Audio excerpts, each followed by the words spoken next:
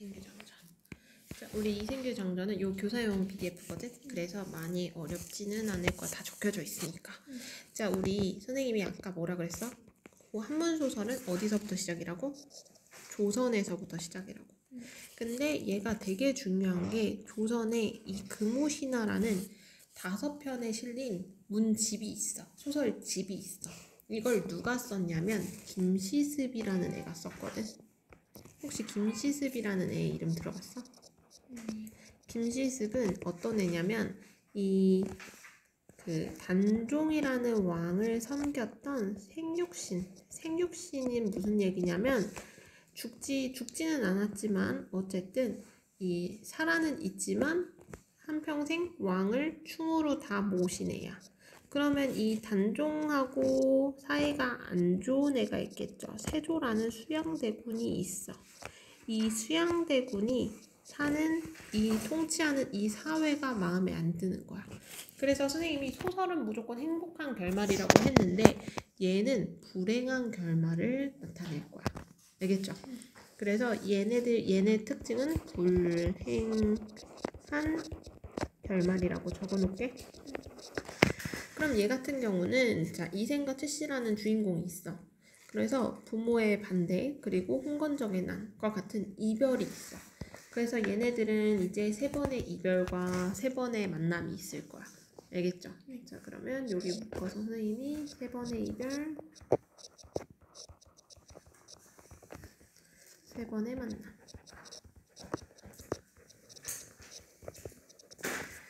어쨌든 하지만 얘가 죽음까지 극복할 만큼 생사를 초월한 사랑을 해.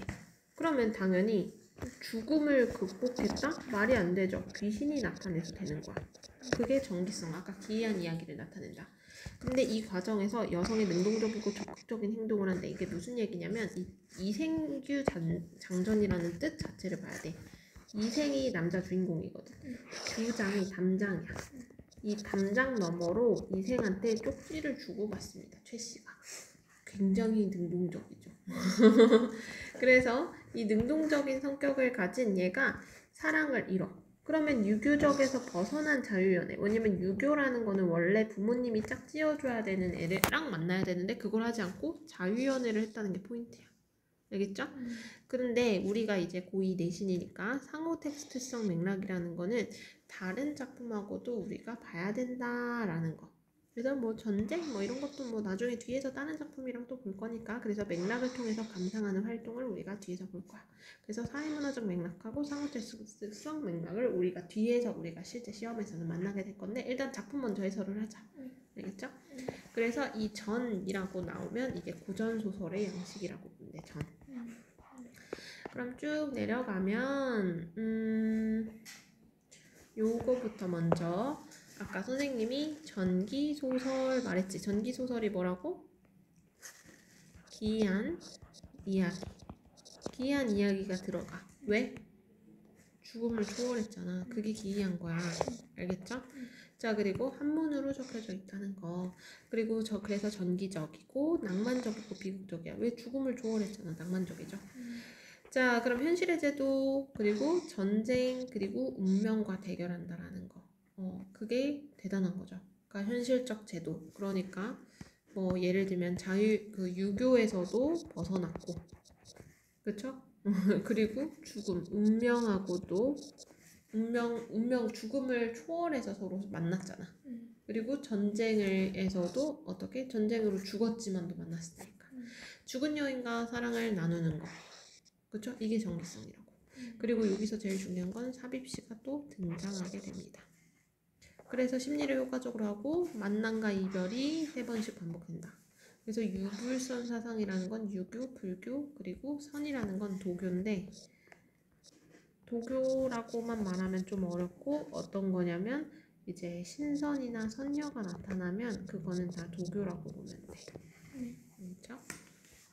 그래서 여기서 이생이 담장 하늘 엿봤다. 그래서 최씨가 이제 이생이랑 서로 쪽지 주고받으면서 여기서 봐봐. 이생은 우연히 담 너머로 아름다운 여인. 이거 제목이잖아. 이게 제목이야.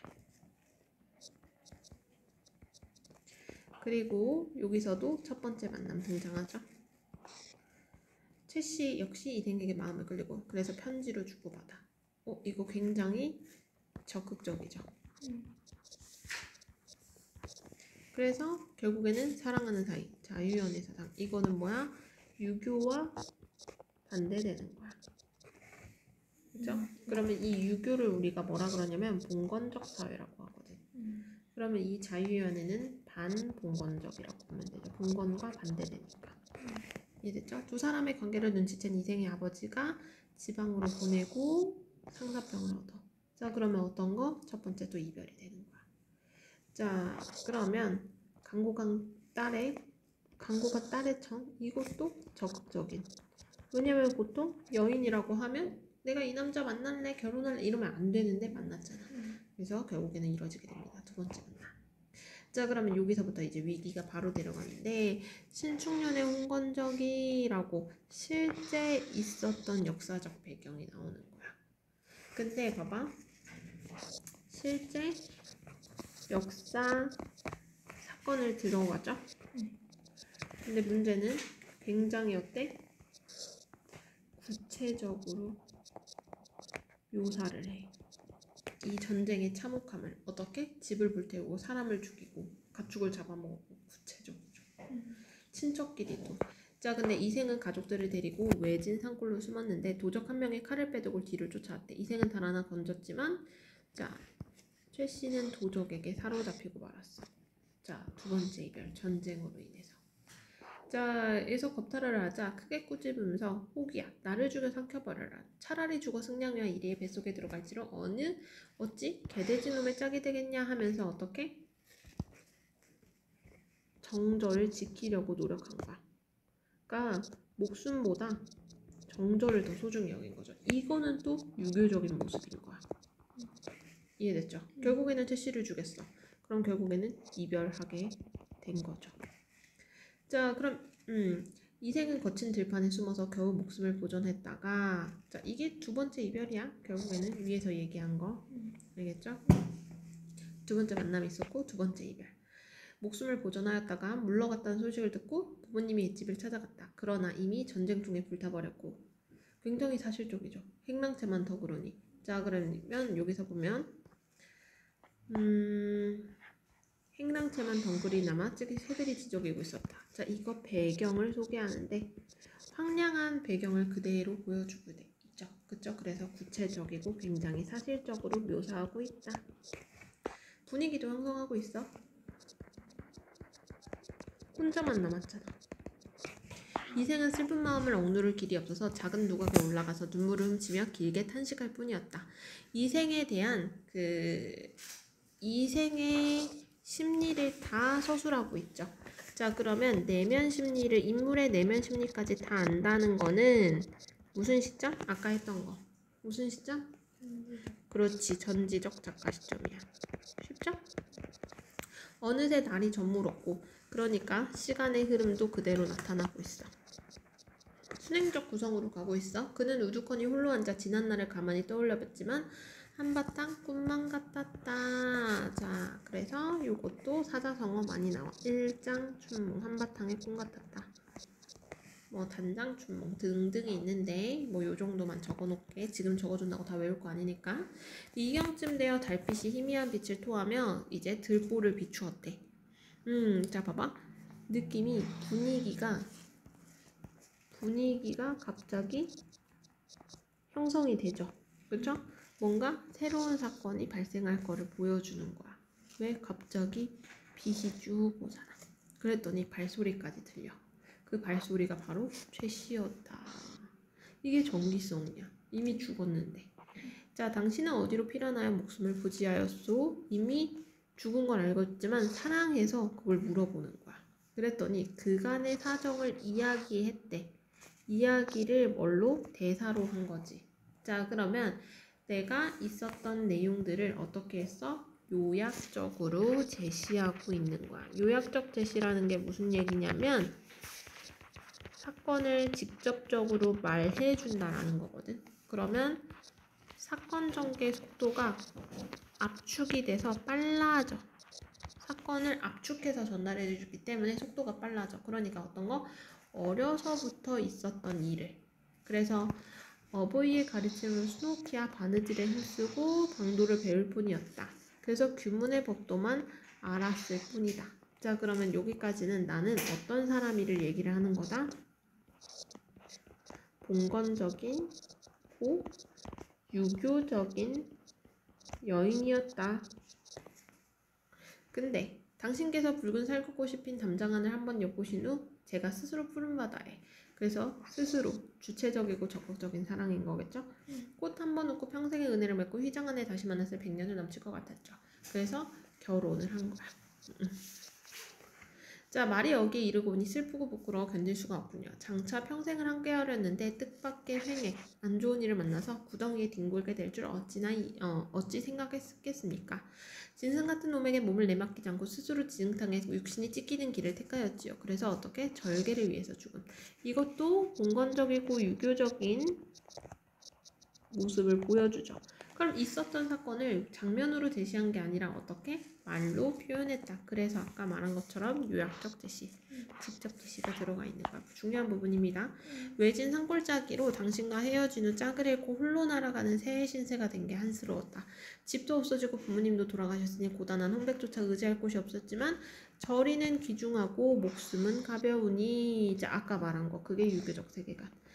그래서 치욕을 면한 것만으로 다행으로 생각하죠. 누가 마디마디 끊어진 재처럼 식어버린 제 마음을 불쌍히 여겨주겠습니까? 그저 조각조각 끊어진 썩은 창자만 모아뒀을 뿐 해골은 들판에 던 강가슬개는 땅바닥에 버려져 뒤집어 쓰고 있지요. 자, 그러니까 시신수습이 됐어 안 됐어? 시신수습이 제대로 되고 있지 않아. 그래서 원한만 가득 차버렸습니다 라고 보여주고 있습니다. 자, 그러면 이제 추연의 피리를 물어. 이렇게 사람 이름 나오지. 다 고사 인용. 옛날에 있었던 사건을 끌고 왔다고 보면 돼. 고사를 인용해서 적막한 골짜기에 봄바람을 일으켰으니 저도 천녀의 혼이 이승으로 돌아왔듯이 결국 이곳으로 오라옵니다. 자, 뭐 하는 거? 환신하는 거야. 얘가 그러니까 귀신이 돼서 오는 거야. 자, 쥐굴의 삼생. 그래서 과거를 막 이제 고사를 쭉 인용해서 당신이 옅맹서를 잊지 않으셨다면 잘 해보고 싶어요. 그러니까 진짜 하고 싶은 말은 뭐야? 너 내가 여기 귀신으로서 있어도 돼? 라고 허락받는 거야. 내가 바라던 바요. 자, 지금 뭐 하는 거? 죽음을 뭐 하는 거야? 극복한 사랑인 거야. 이거를 극복했다, 초월했다. 그간의 회포를 풀었고 묻자 조금도 잃지 않았어요. 골짜기에 묻어뒀대요. 자, 그럼 최 씨의 성격이 어떤 성격? 지혜로운 성격인 걸 알 수 있죠. 그쵸? 성격은 지명하잖아. 자, 그러면 이거는 성격을 직접적으로 알았어? 간접적으로 알았어? 그렇지. 어떻게? 대사나 행동을 통해서 알았잖아. 그래서 성격을 간접적으로 제시했다라고 볼 수 있는 거야. 자, 양가 부모님의 유해는 어디에 있어? 아무 곳에나 버려져 있는 상태입니다. 그래서 어떻게? 재물이 묻혀있는 것도 같고 그거를 어떻게? 양가 부모님 유고를 수습하고 오간산 기슭에 합정하고 그리고 예를 지냈대. 자, 지금 유교적 도리인 효를 그대로 지킨 거야. 그래서 유교 반 봉건적이기만 한 건 아니야. 유교적인 것도 지킵니다. 그뒤 이생은 벼슬을 구하지 않고 함께 살았고 다시 돌아오고 두문불출. 자, 어떻게 했다? 나가지 않았다. 불출. 바깥 출입을 하지 않았다. 그는 항상 최 씨와 더불어 시를 주워가며 금실 좋게 계속 행복한 시간을 보냈다. 선생님이 이거 사자성어 따로 정리된 거 있거든. 사자성어는 따로 모아서 주도록 할게요. 학교에서 따로 주지 않는다면. 준다면 그거 외우면 되고. 3번이나 좋은 시절을 만났지만 아까 3번의 만남 했었죠? 뜻대로 되지 않고 어그러지기만 하네요. 갑자기 슬픈 이별이 닥쳐오니 이별을 뭐 하는 거? 예견하고 있죠. 자, 그랬더니 무슨 일로 그러시오? 저승길의 운수는 피할 수가 없습니다. 자, 이게 작가가 생각하는 세계관이야. 무슨 말이야? 작가는 이승과 저승의 경계가 있다고 보는 거야. 알겠죠? 그래서 하느님께 저와 당신의 연분이 아직, 그러니까 하느님이 그 연분을 맺어준 거죠. 아시고 이 몸을 환생시켜야 했는데 그러나 인간 세상에 오랫동안 머물면서 산 사람을 미혹시킬 수는 없습니다. 그래서 옥루춘에 맞추어 고개를 부르면서 술을 이제 권하였대. 자, 근데 지금 여기 부분은 뭔가 글씨체도 다르지. 그리고 지금 여기까지는 다 줄글의 형식이었거든. 줄글의 형식을 쓰면 우리 이거를 산문이라 그래. 근데 얘는 뭔가 행이 있지. 자, 이런 거를 우리가 뭐라 그래? 운문이라 그래. 그러면 산문 속에 뭐가 들어간 거야? 운문이 삽입된 거야. 그거를 우리가 산문 속 운문 삽입 또는 시삽입 이렇게 얘기하고 그거를 좀 더 줄여서 삽입시라고 합니다. 분위기도 형성할 수 있고 사건 전개 방향도 암시도 가능하고 주제를 지개박적으로도 들어가고 심리도 드러낼 수 있대. 그럼 찾아보자. 창과 방패 눈에 가득한 싸움터. 이거 홍건적의 침입 얘기하고 있잖아. 옥이 부서지고 꽃도 흩날리고 원앙도 짝을 잃었네. 이별하는 거, 죽음을 얘기하네. 그쵸? 자, 그러면 이거 뭐 하는 거? 이때까지 있었던 내용들을 축약해서 말해주는 거잖아. 그쵸? 그래서 이제 사건을 집약적으로도 보여주고 있어. 모아서 보여주고 하소연할 곳 없다라고 심리도 드러내고 있다. 무산선녀가 이거 고사를 인용한 겁니다. 아까도 비슷한 내용들 끌고 와서 고당에 한번 내려온 후 깨졌던 걸 이미 한번 이별한 거잖아. 근데 다시 또 이별하는 거야. 그치? 그러면 마음만 쓰라라라. 다시 이별할 것을 이렇게 비유를 통해서 드러내는 거야. 이제 한번. 그러면 앞으로의 사건 전개 방향도 암시한다 볼 수 있어 없어? 있지. 이별을 암시한다고. 자, 그럼 이제 한번 이별하면 둘 사이에 아득하니. 자, 또 뭐 하는 거? 세 번째 이별. 그러니까 뭐 하는 거? 영원히 이별한다는 거겠죠. 하늘과 인간의 사이의 소식조차. 그러니까 거리감도 뜻하는 거야. 자, 슬픔을 걷잡지 못하고 내가 함께 저 세상으로 가겠다. 돌아가신 유해 버릇이 당신 아니었으면 누가 됐겠냐. 성현이 말씀하시기를 성현의 말도 직접적으로 인용하고 있죠. 자, 돌아가신 후 장사 지내야 된다. 효에 대해서 얘기를 하고 있죠. 당신의 천성이 효정스럽고 인정이 두텁기 때문에 다 처리할 수 있었던 거다. 한편으로 나에 대한 부끄러움 때문에. 왜? 나 혼자 살아남았잖아. 그래서 100년 후 나와 함께 흙으로 돌아가시구려 했더니 한참 더 남아있지만 나는 이미 귀신의 명부의 이름을 살렸으니 더 오래 머무를 수 없다. 아까 말했잖아. 작가는 이승과 저승의 경계는 뚜렷하다. 그래서 만약 제가 굳이 세상에 그려 미련을 두면 운명의 법도를 어기게 되는 거다. 그래서 안 된다. 자, 저에게 죄가 미치는 게 당신에게도 무를 끼치게 될 거예요. 이게 작가의 세계관이야. 그래서 결국에는 내가 지낼 수 없는 이유를 설명하는 거야. 다만 제 유해가, 내 시체가 시신이 아직 있으니까 그것이나마 나뒹굴지 않게 해주세요. 그러면서 줄줄줄 흘렸어. 그래서 이제 뭐 흔적도 없이 사라졌다. 정기적이죠? 자, 그러면 병을 얻어서 결국에는 세상을 떠나고 말았대. 자, 그러면 여기서 잠깐 우리가 봐야 되는 게 설화적 기법이야. 설화적 기법이라는 게 무슨 얘기냐면 약간 어디선가 들려온 것 같은 이야기 있지. 입에서 입으로 막 전달돼서 야 걔네가 그렇더라 이렇게 전달하는 거. 그러면서 애처로워하며 그들의 저리를 사모하지 않은 이가 없었다라면서 여운을 주며 마무리합니다. 자, 그러면 여기서도 자, 이거는 행복한 결말이 아니죠. 둘은 결국 이루어지지 못했잖아. 이게 비극적 결말이라는 거야. 알겠죠? 이게 고전소설의 특징하고 좀 다른 부분이다. 알겠죠? 그래서 우리의 시험 범위는 여기 위기, 절정, 결말 부분이야. 알겠죠? 자, 그러면 여기서 우리 전기성은 비현실적 사건을 통해서 어떻게 사건 전개를 통해서 애절한 사랑 이야기를 갖을 수 있고 서사적 긴장감. 왜냐면 다시 이제 특별한 일이 일어났잖아. 긴장감이 느낄 수 있는 거고 주제의식 효과적으로 부각 가능하고 그리고 죽음을 초월한 사랑. 아까도 얘기했죠. 그리고 의지도 우리가 보여줄 수 있다. 됐나요? 네. 자, 그러면 비현실적인 건 뭐 죽은 최씨가 다시 나타난 거. 그죠? 그리고 사라진 거. 이런 것들 다. 자, 역사적 배경에서는 우리 홍건적의 실제 사건들 그리고 지조와 절개가 믿는 거 이것도 사회문화적 왜냐면 봉건사회 조선이니까 그리고 여성은 집 밖에 있는 일은 모르고 법도만 해야 되는 거 이런 것들 유교적이고 봉건적인 내용들이 나타나죠. 됐나요? 자, 요 내용이 아까 말했던 사회문화적 상황이니까 넘어가고 여기서 이제 최척전도 우리가 같이 봐야 되는 거거든. 다른 소설하고 연결된다 했잖아. 얘도 똑같은 전쟁이 배경이야. 전쟁이 배경. 자, 지금 여기서도 그러면 바로 내용을 같이 볼 때 둘 다 역사적 사건을 배경으로 하고 있어. 그래서 둘 다 전쟁 때문에 이별을 하거든. 근데 문제는 이생규정전은 이승과 정수의 질서에 따라 헤어지게 돼. 근데 문제는 최척전은 결국에는 만나서 행복한 결말을 갖게 된다. 자, 그럼 얘도 보면 얘도 근데 현실적으로 좀 썼습니다. 여기 파트는 없지만 정상사 집으로 공부하러 다니고 가부 심씨에 따라 오경은 최척에게 마음에 끌려서 이 오경 또한 적극적인 모습이야. 시를 직접 쓰면서 그리고 부잣집에 신을 보내려고 하지만 어떻게 끝까지 오경은 기다려. 굉장히 적극적인 여성상 보이죠? 그리고 뿔뿔이 결국에는 이 전쟁 때문에 결국에는 또 이별하게 돼. 그래서 오경은 외병의 포로로 일본에 잡혀가고 최척은 중국에서 살게 돼. 자, 그러면 어때? 배경이 확장하게 됩니다. 얘는 조선에서 어디로? 일본, 중국. 그래서 이 둘은 결국에는 베트남에서 만나. 그리고 다시 이제 중국으로 넘어가서 행복하게 살다가 다시 조선으로 돌아오게 되는 이야기. 알겠죠?